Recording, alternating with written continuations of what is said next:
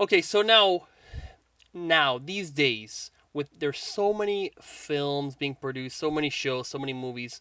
However, there's also this whole there's AI. Yeah. AI is coming out, and what is the future of animators of cartoons with this AI? Have you already seen a destruction of jobs through AI taking over roles that can just now be automated? Yeah, absolutely.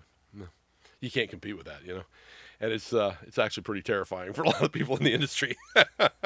So how does it work? Like which roles do you think which roles have already basically been gone? Well, a lot of the things, a lot of design work will be done, and believe it or not, I mean, you can write scripts on those things too. In fact, there's even going to probably be a union strike probably coming up in the next couple of months. This specifically for that. It's a lot of what the writer's strike was about recently. It's just like, okay, why do you need people? And you do need people. I mean, if you're going to make an art form, but I think a lot of things will change, and there has to be like kind of an ethical viewpoint on how you approach this. I think, but I mean, studios they want to make money. They're not evil ogres, but they want to make money, and they're gonna cut corners. And when you can get like AI, you can write out a prompt to design in a Disney style, as an example. Whatever your mock-up is. This dragon princess who's like running up a hill, being chased by fireflies. It's going to render it out in seconds, and something that would take months for other people to do design. I mean, and it's instant. Of course, and the thing is growing at a very quick rate. And of course, we've all seen Terminator movies. We know how this ends. Yeah. That's So true. that's kind of the way it's going right now. But I mean, there's satisfaction in actually the job itself, which is what I think you have to concentrate on as an artist. And it's like you're familiar with the John Henry kind of concept, right? No. John Henry was it was a story about basically John Henry was a man who was like making railroads, and he did it all by hand and stuff. And the machine came, and they were like making them. And there's cartoons about it and stories about it, but eventually his heart gives out because he's trying to compete with a machine, that he can't compete with.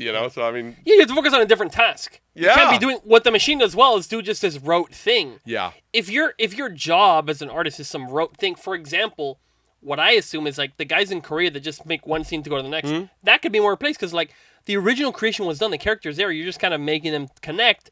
I would assume that goes first. Sure. You know what I mean? Not Yeah. the creation of the character, because in AI, at least at this point, the AI makes amalgamations of other characters Yeah. and other stuff. It's not like totally original. No, it's not. It's all- a giant plagiarism It's machine. a huge plagiarism machine. Yeah, it is. That's what AI does. It just takes little pieces of all stuff and puts it together. So an original idea, the artist can still create something that an AI can't do yet. Maybe one day it could.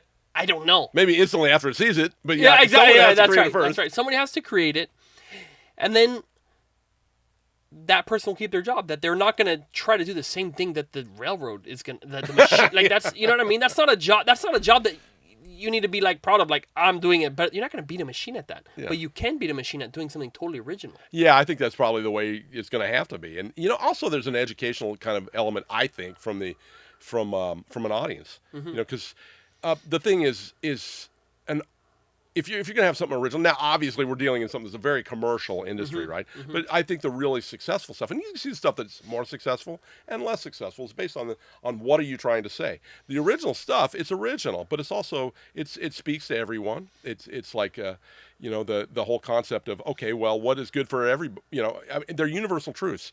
When you see like the really successful stuff, they speak to you. And there's something resonant in human beings.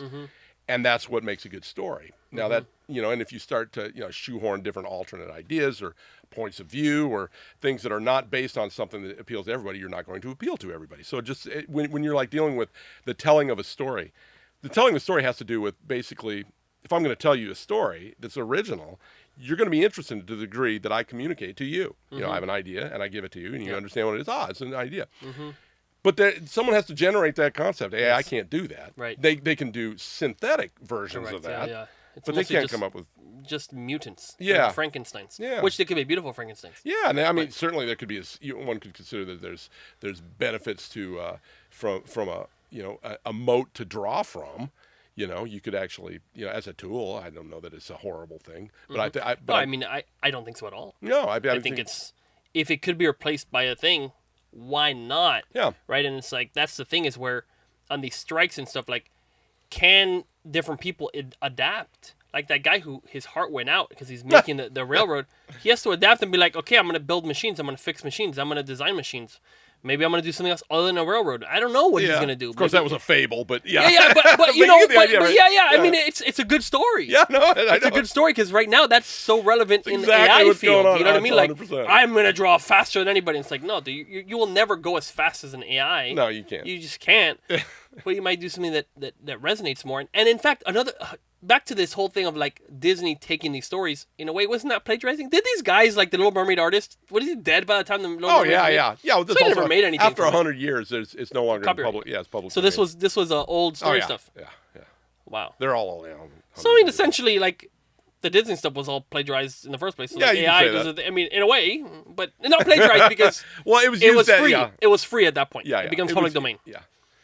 Yeah, but they won't let you take Mickey Mouse public domain. Well, actually, yeah, that's interesting because this year is the 100-year marker. I'm curious what will happen with that, but I can't imagine that.